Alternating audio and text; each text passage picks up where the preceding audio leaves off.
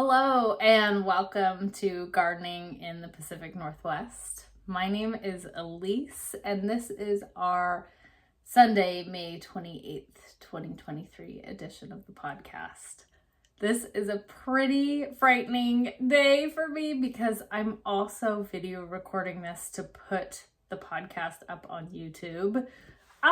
So if you would like to get your content there and you're listening to this on Apple Podcasts or some other podcast service, you can also find it on YouTube now, hopefully, if I can do this correctly. So just a recap of what we do. Each week, we cover timely gardening topics for gardening in the Pacific Northwest. So British Columbia, Washington, Oregon, Idaho. My particular gardening zone is 8B. And the flow of the podcast goes official gardening recommendations of the week from a publication. We're going to do the June recommendations from Tilth Alliance's Maritime Gardening Calendar today. Then soil temperature and weather for the week. The bloom report, which if you're listening, I had a reviewer comment that what I did in this section was a bloom report, and I thought it was a great idea. So we're going to call it the bloom report instead of what's poppin', because that makes so much more sense. So what is currently in season, what's blooming and beautiful. Then next, what happened in my garden over the past week. So very experiential. The good and the bad things that went wrong. And then finally, we do a segment called The Dirt, which is digging into a research topic. And this week, we are going to talk about roses, maintenance and summer care, just a little bit more about roses if you have one in your garden. So without further ado, let's switch over to the official Maritime Northwest gardening recommendations. So we have switched into the June section of the Tilth Alliance's Maritime Gardening Calendar. And I feel like last week was prophetic because what they are talking about is consistent watering. This is really important for vegetable growth. If you have inconsistent watering, you can have problems, particularly with tomatoes. You can get blossom end rot, and it sucks. I had a bunch of it last year, and it probably took out a third of my tomato crop. So look at last week's podcast for information on watering. And also, I've been working on a little tool to help calculate watering. And if you are interested in testing it, I would love that. So if you can email hi at pnw.garden, no .com, just hi at pnw.garden. I would love to share the calculator with you so we can check it out and make it better together. So, and I did the calculations for my garden plots and I have some surprising news. So I'm wondering if you think I overwatered, underwatered. I will reveal it at the end and we'll talk about what I found when I was actually doing the calculations. The next thing that the garden guide talks about is looking for pests.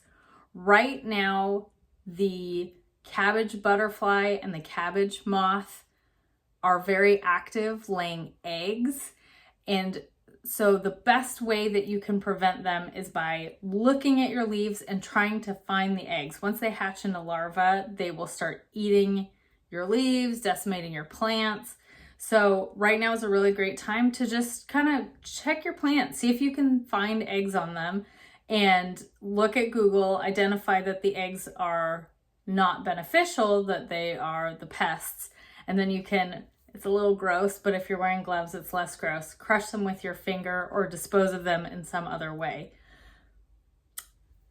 And finally, so it is June, we are getting really late in the planting season, but the garden guide recommends sowing later harvesting brassicas like rutabagas, Brussels sprouts, cabbage, turnips, and cauliflower. You can also sow carrots, bulbing fennel, beets, and Swiss chard, and all of this will be harvested at the very end of the summer or beginning of fall. So let's go into the weather this week. The soil temperatures have remained in the mid 60s to mid 70s. This means great time to finish up planting, get your stuff in the ground. Now it's do or die. You got to do it now. Next week's weather is pretty much the same as this week. It's going to be mid 60s to the high 70s. However, the overnight lows are in the mid 50s and do drop into the high 40s. So I would consider insulating your more vulnerable plants like peppers and tomatoes if you have that option. You can either cover them with floating row cover, or there are these cool water-based insulators. I've never used them, but I've seen people use them with great success. So just baby your plants when it's cold. There's also still no rain in sight, so that means you are going to have to be watering really consistently. The average temperature for this week is 62, so I would use that 60 degrees 1 inch per week method. However, the weekend, the average temperature raises up into the 70s, so I might consider doing a 1.5 inch measure for my weekend watering. Okay, it's time for the bloom report. Thank you, Nicole. So in the food arena, there are tons of alpine strawberries right now. And I'm also harvesting my first little snow peas. The Snowpea variety that I always sow and find so consistent and great is Little Snowpea White. I get them from Territorial Seed. And what is really cool about Little Snowpea White is they flower faster and generate peas faster than any other variety. So they say it takes 30 days, I think, for them to mature to having peas. I've not found it's quite that fast. Maybe I'm getting that number wrong. But it really is the first pea to become available. And I have full edible peas now compared to my other pea plants, which are only just starting to bloom. So I've got a few more weeks maybe until I'll get peas off of those. My lettuce is continuing. It's starting to get a little bolty, so it's starting to think about sending out flowers just because of the heat. But I was talking to someone yesterday, and she harvests her lettuce and keeps it in the refrigerator. And I was like, oh my gosh, why don't I do that? I always keep my vegetables in the ground until I'm ready to use them. But if you have fresh lettuce, just harvest it and put it in the fridge. So I am going to do that with the remainder of my lettuce. I also looked up places where I can donate or share my excess produce. And I think I'll probably talk about that next week or the next couple of weeks, because it always turns out that I have miscalculated with a crop or two and just have way more than I can consume. So I want to make sure that those go to people who can eat them. Also, herbs galore. So my oregano is just about to bloom, which means it is time to harvest it. So I'm going to do that. Sage, chives are still going strong, and mint I'm going to whack back quite a bit. So at least, I think the rule of thumb is about 1/3. So I'm going to be whacking that back. I also just wanted to mention the chive vinegar that I made is so good. So I think that was from 2 podcast episodes ago. So you can go back to that one to get the chive vinegar recipe. It's like a pink oniony vinegar that you can make with your chive blossoms. So I've almost already used all mine up, so I think I'm going to make more. And then I also found a recipe for an oregano salad.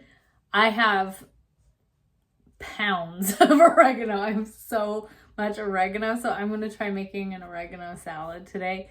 I will also link the recipe to that in the show notes. In terms of flowers, so I'm definitely seeing more roses coming into bloom. For me, only one rose has started to bloom, my climber. But just around town, there's a lot more roses blooming, and those will continue in the next few weeks to start popping open. Also super cool is foxglove. So that has been naturally seeding in my yard, and it's so beautiful. And I'm actually going to mention it in the next section a little bit because it's doing something unexpected. And then awesome for pollinators, the California lilacs have come into bloom, and you know these plants by the buzzing that surrounds them. So they kind of look like a lilac, not really. They're like blue blooms that are really tiny and compact, and the bees just love them. So I've seen them blooming around. Mine is blooming. So great for pollinators. So I'm so glad those are blooming right now as well. So this week was a very busy week in my garden. I liked that it wasn't so hot, but it was still nice out. So it felt like a great week to get things done. I trellised my climbing rose. I've had this rose for a couple of years, but it's gone through, I've moved it a couple of times, so it's had to recover. So this was the first year where I felt really comfortable trellising it. It's got nice long canes. And we'll talk about roses in the dirt segment. But that climbing rose is from Christensen's Nursery up in Skagit Valley, which is like the place to get roses. And it's just beautiful. It's the one that's blooming. And now it looks nice. It's up against my deer fence. Next, I spent a lot of time this week tidying. I don't know if this is the case with you, but I have noticed with a lot of vegetable gardeners that keeping a tidy appearance is not one of our highest priorities. And that's totally fine.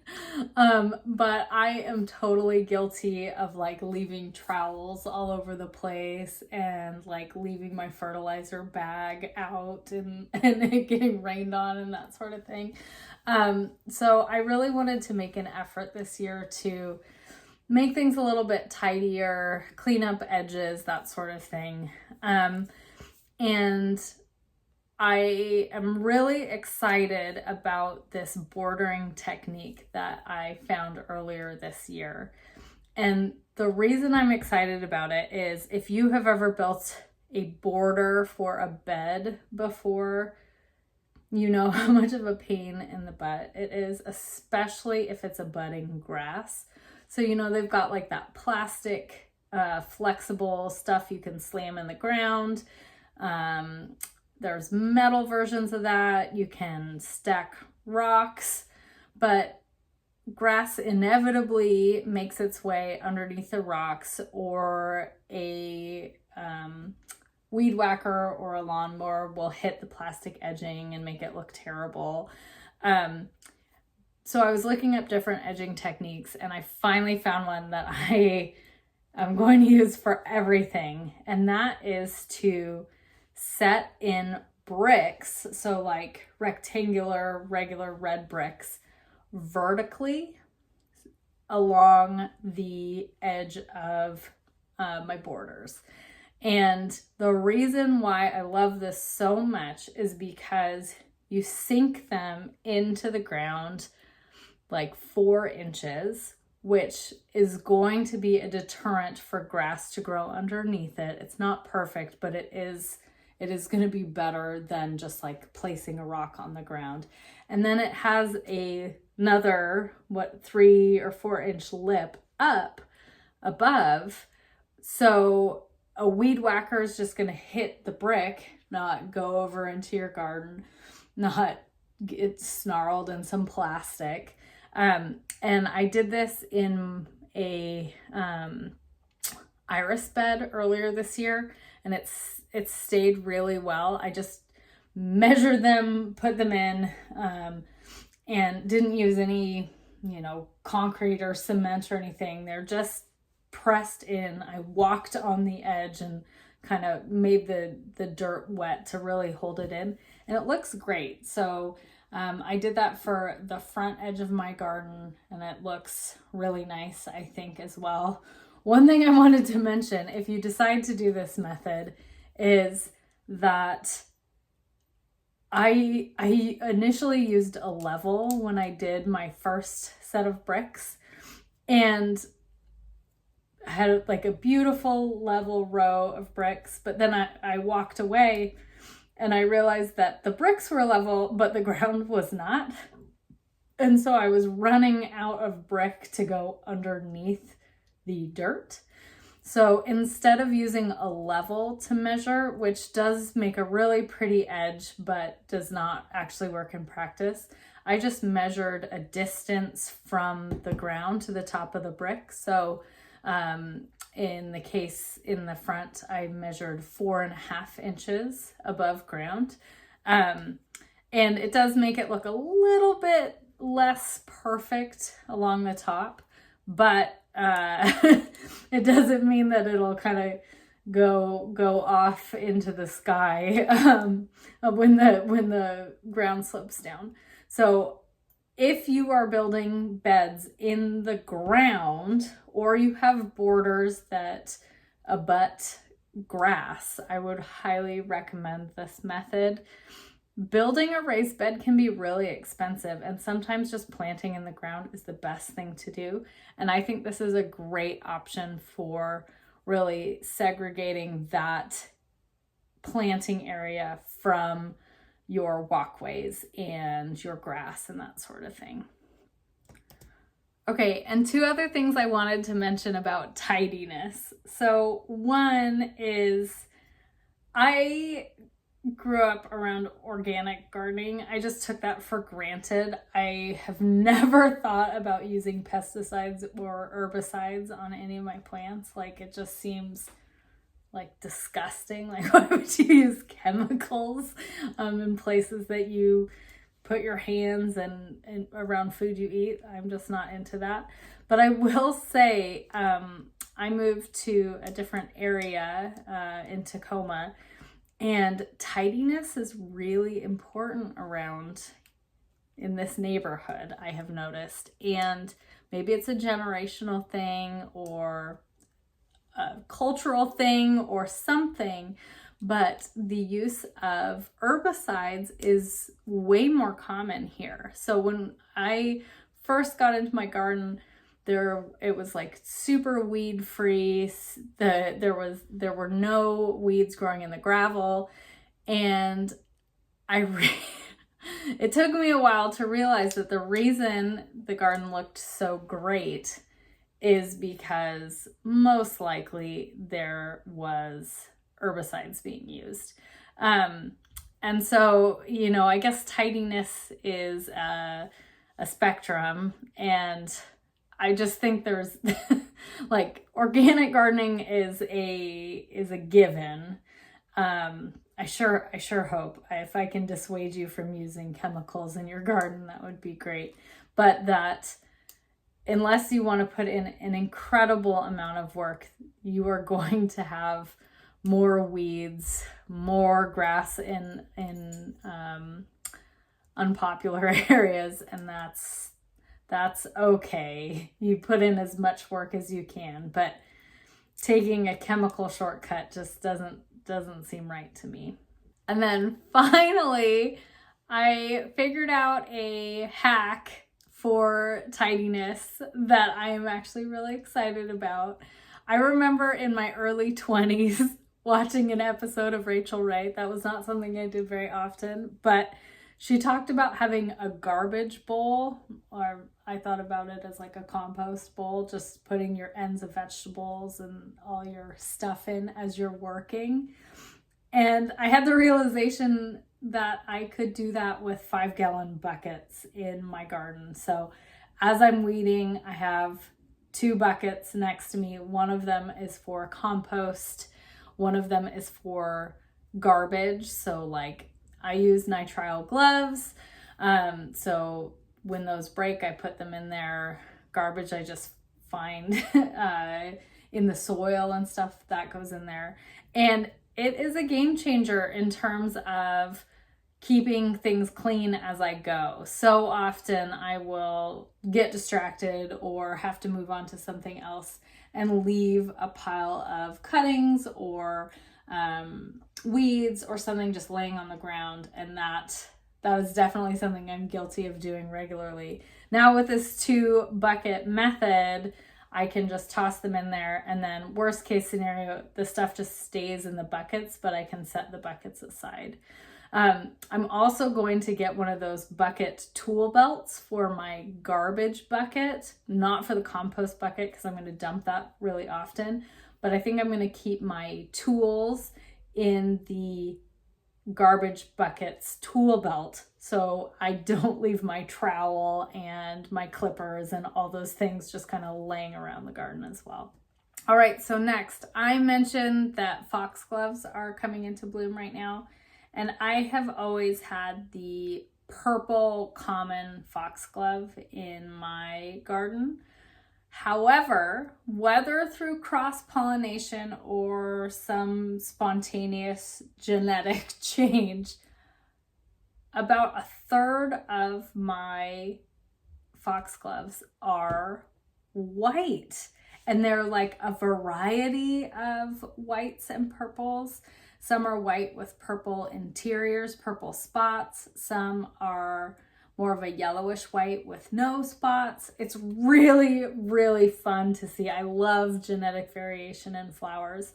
And I have a really old friend who actually runs a nursery on Lopez Island. And I contacted her because I had no idea where these white ones were coming from. And she said that it is possible that it is just a genetic change, but I would like to think that it is from cross-pollination from other foxgloves around. So I'm hoping that as the years go by, that they'll even get more interesting and more varied.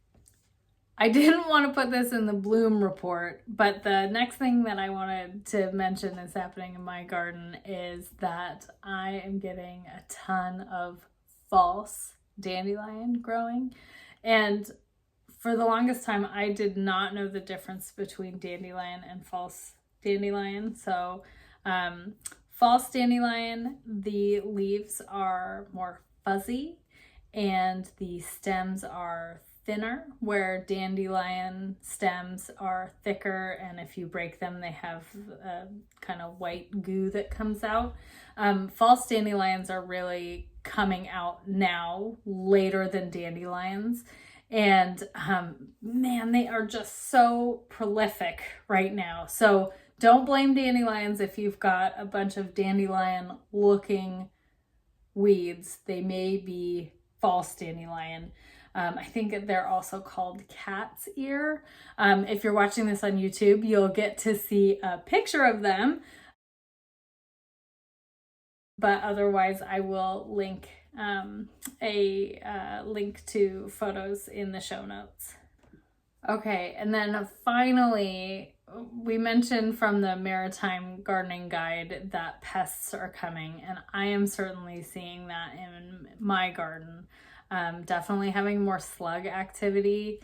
A slug basically took out all of my cantaloupe plants, so I find my most effective slug method, because I don't like using Sluggo or any other slug repellent or slug death stuff, is I go out at night, at dusk, or right after nightfall, and I use a flashlight and I look for slug trails, and then I remove the slugs. Last year I totally saved my petunias this way. It's like the slug would get like one petunia a night, and so by the third night I had caught on, and otherwise they would have been gone. So I think I found the slug that was getting my cantaloupes. There's not a ton of activity in my garden, so hopefully that'll be it. And it can be a fool's errand if you are in like a really very lush green spot to try to get all the slugs. I have sort of a perennial border, and last year I tried getting all the slugs out of that, and I just decided that that is never going to work. So I'm going to focus my slug efforts on the vegetable beds.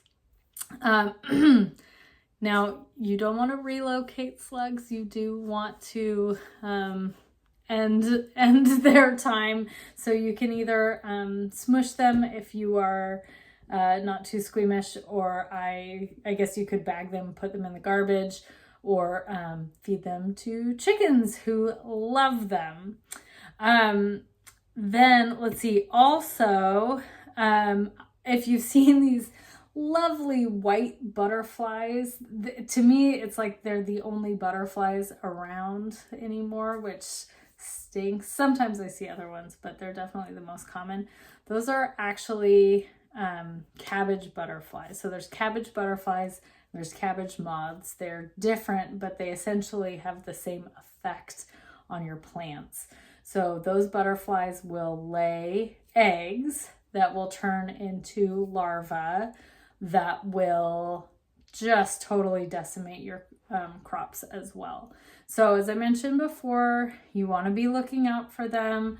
If you see caterpillars, if you see eggs on your brassicas, identify them and get rid of them. Prevention is the best pest control method. If you are taking care of them before, that is the way to do it. I don't do netting for pests. I certainly don't spray or anything like that. But I find that finding them at the source and getting rid of them is the best. However, it is also really important to know that some beneficial bug eggs look similar to bad bug eggs. I have found this particularly with ladybug eggs, and this is a little bit farther in the summer, but they lay this cluster of like pretty icky looking eggs, but they are ladybugs, and they emerge as these little baby ladybugs. So cool. So make sure that you're Googling the eggs that you find to make sure that you're not squishing some beneficials. I've also seen wolf spiders a few times this week, and man, they are really freaky. There are a lot of spiders in the garden.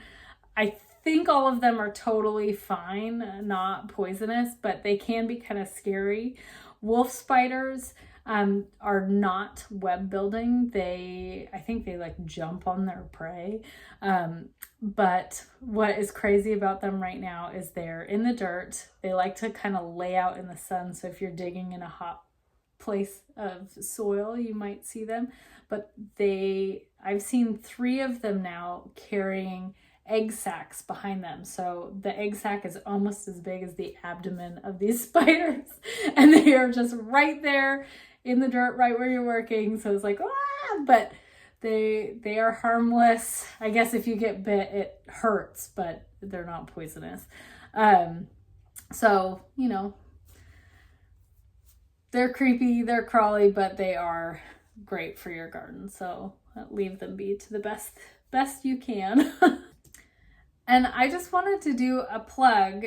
I have joined a CSA this year. This is my first time working with this CSA, but I love CSAs. It's community supported agriculture, and it's like getting a box of fresh produce directly from the farmer.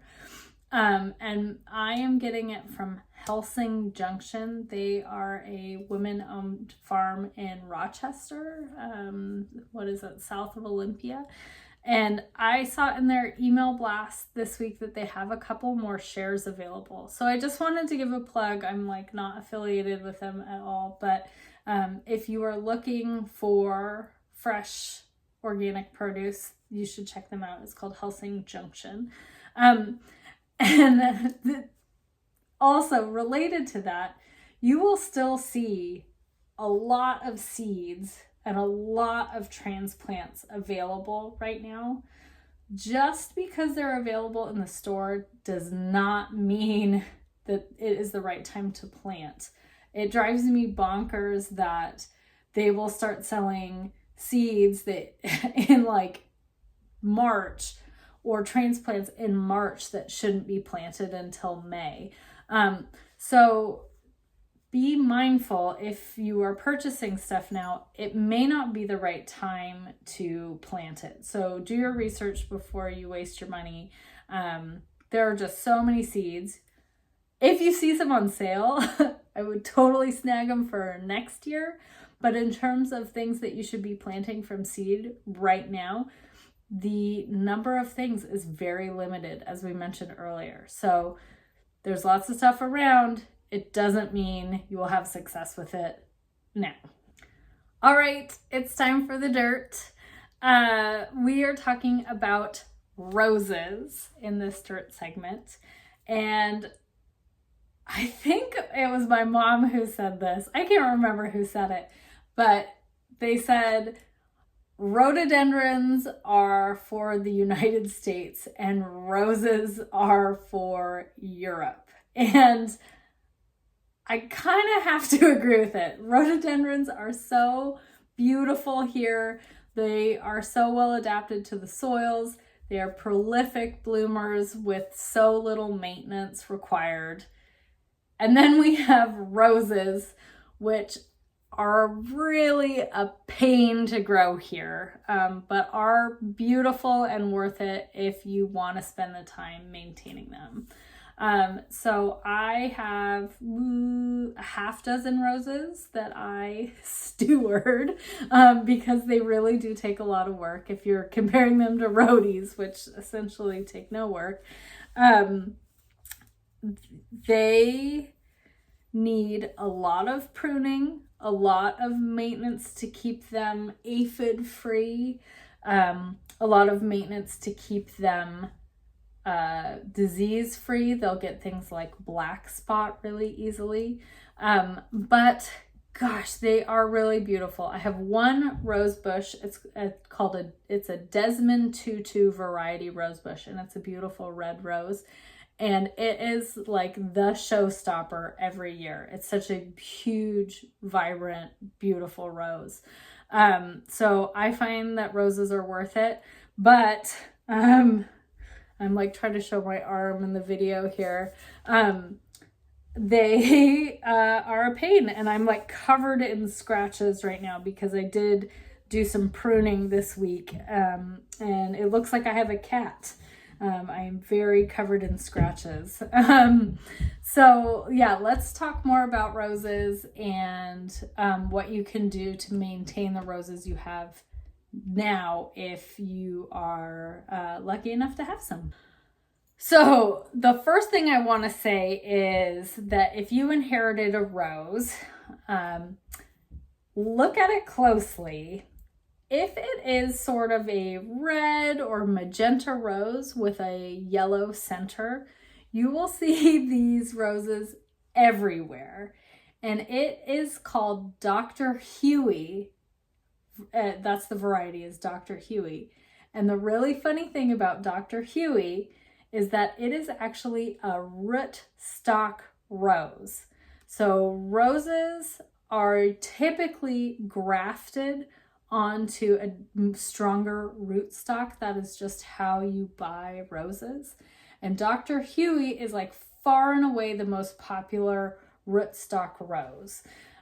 So if you have a rose that is magenta with that that yellow center, what that means 9 times out of 10, or maybe even more, is that the rose that originally was grafted onto that rose has died, and you are now just growing the rootstock rose. And once you see a Dr. Huey rose and you know what it is, and you look around, you can see Dr. Huey everywhere. So there are a lot of failed roses that are now just Dr. Hueys around.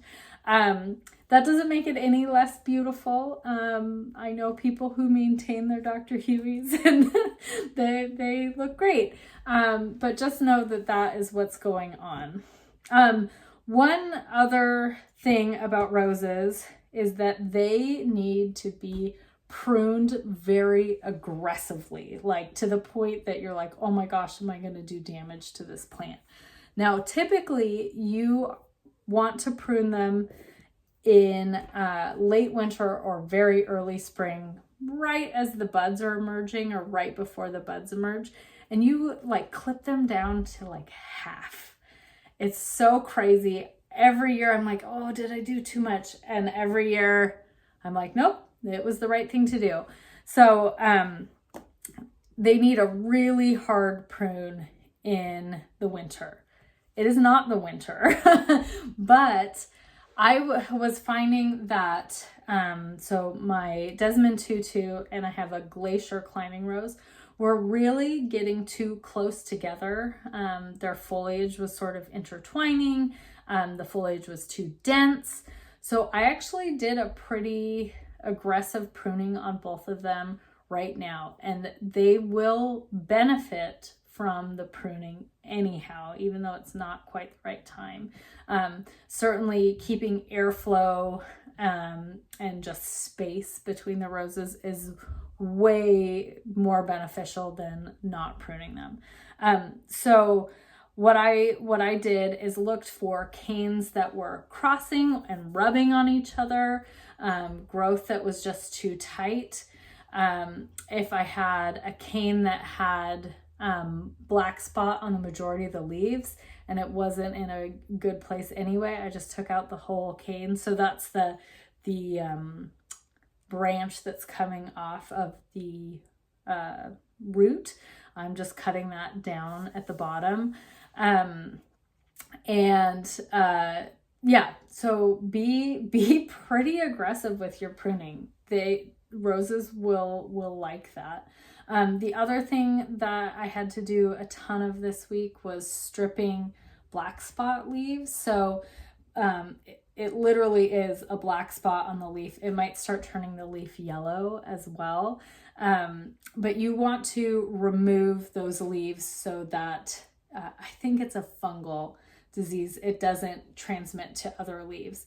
And what I find is easiest is if you grab the stem that the leaf is attached to, you can kind of see where the leaf branches off from the stem. If you just pull down, the whole leaf section will come off really easily. So that's how I take off black spot leaves. Let's see, so prune. You want to do the black spot leaves. Sorry, my dog made a weird noise. Black spot leaves. It's also, you want to fertilize them once a month. Now you want high phosphorus, high potassium fertilizer. Nitrogen will encourage leaf growth. You want blooms. So you can either get a rose specific organic fertilizer. I also just use my tomato fertilizer on my roses and it seems to work just fine. So your choice, but they do need fertilizing once a month through about August. And then you do not need to fertilize after that. This is still quite early, but just as something to put in the back of your mind is that as your blooms die, you'll want to deadhead them. So cutting off the spent blooms, that will encourage more blooming throughout the season. That's why my Desmond is so wonderful, is he blooms prolifically, probably through October. So you want to cut those dead blooms off. that shouldn't be happening to your rose yet. They should just be starting to form buds or just blooming right now. Oh, she's very grumpy. Sorry, lots of dog noises. Okay, and then I also wanted to talk about climbing roses. So I have a climbing rose. This is my first year that I'm tying it up. And I've watched a lot of videos on climbing roses, and they always really stress me out because I feel like I'm just not going to do the right thing. But I found someone talking about climbing roses that made me feel way more at ease. So I'm going to share that knowledge.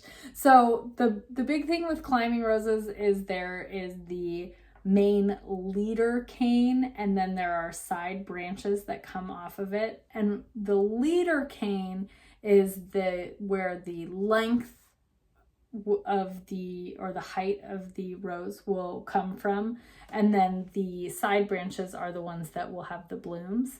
And in every climbing rose video I've ever watched, they're like, don't cut the leader cane. That's absolutely, don't cut it. And I have accidentally pruned my leader canes. I have they have broken, they have just like died, like, and I was like, well, what am I supposed to do? I don't, like, is this plant ruined? But no, it's totally fine. So people are being way too dramatic. You can so you have the cane that comes from the base, and then it's going to branch out into branches. You are looking for the best, longest branch, even if the leader terminates for some reason.